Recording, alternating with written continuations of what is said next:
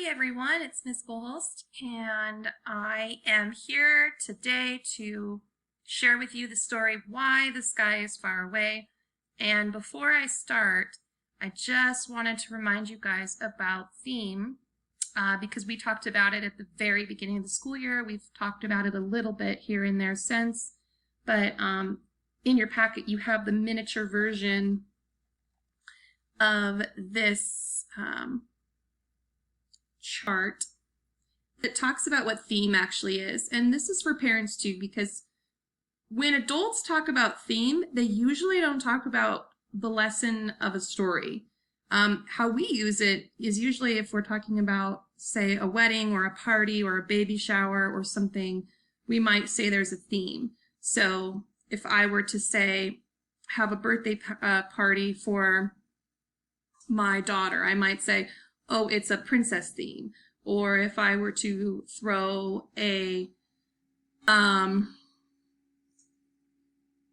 don't know, like Halloween party, I might say the theme is Star Wars. So that's kind of how adults use the word theme. And so your parents, for some of them, it might be new to see that actually when we talk about literature, the theme is the lesson or the main message of a text. So Why the Sky is Far Away has a pretty strong main message.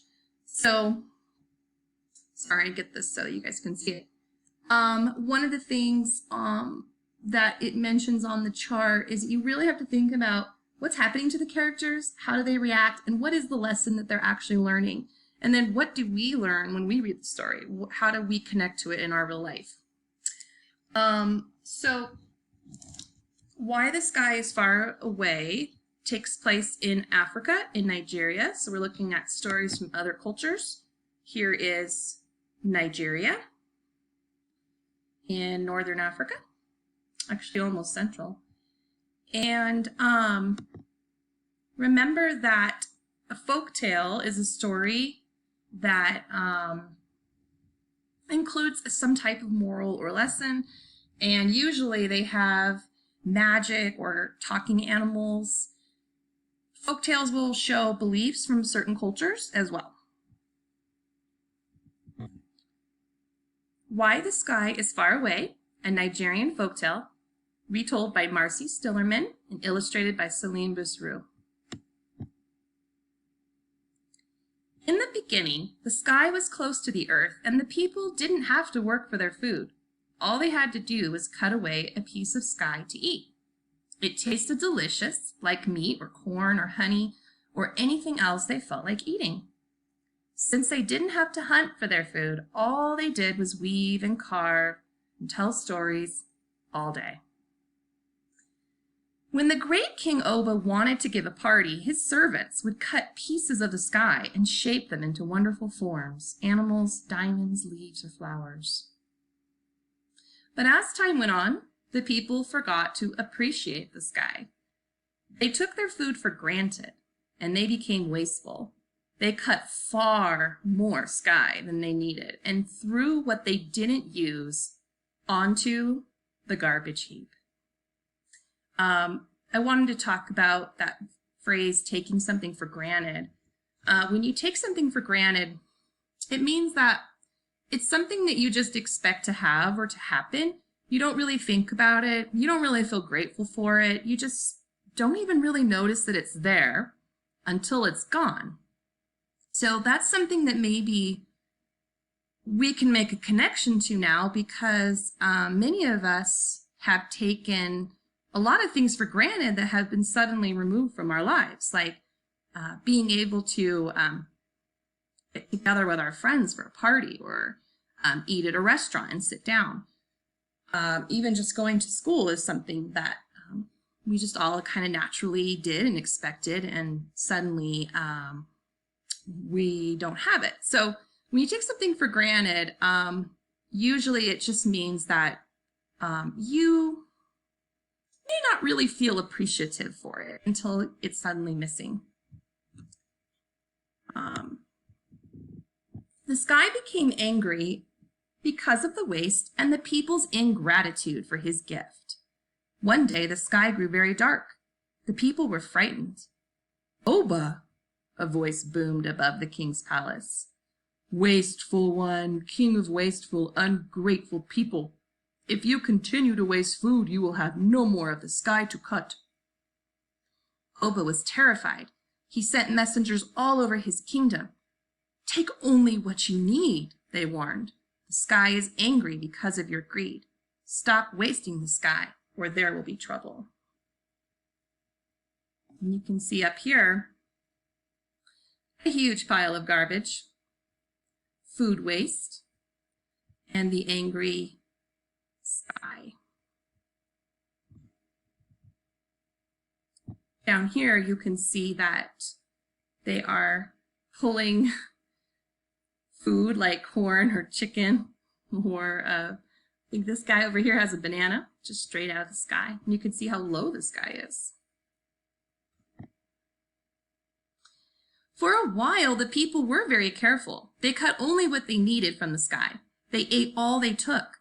Nothing was thrown on the garbage heap. Nothing was wasted. Once every year, there was a great festival in Oba's kingdom in celebration of his greatness. All the people looked forward to wearing their best clothes, dancing all day and night, and feasting on wonderful foods. Oba's servants prepared magnificent food. They pulled pieces of sky down and shaped them into flowers and animals in every imaginable form. They colored them and cooked them and placed them on huge platters so that the food looked tempting and inviting. The people came in gorgeous robes. Music played and everyone danced. Soon the people became hungry and started to eat. The food was so delicious that they ate and ate until everything was gone.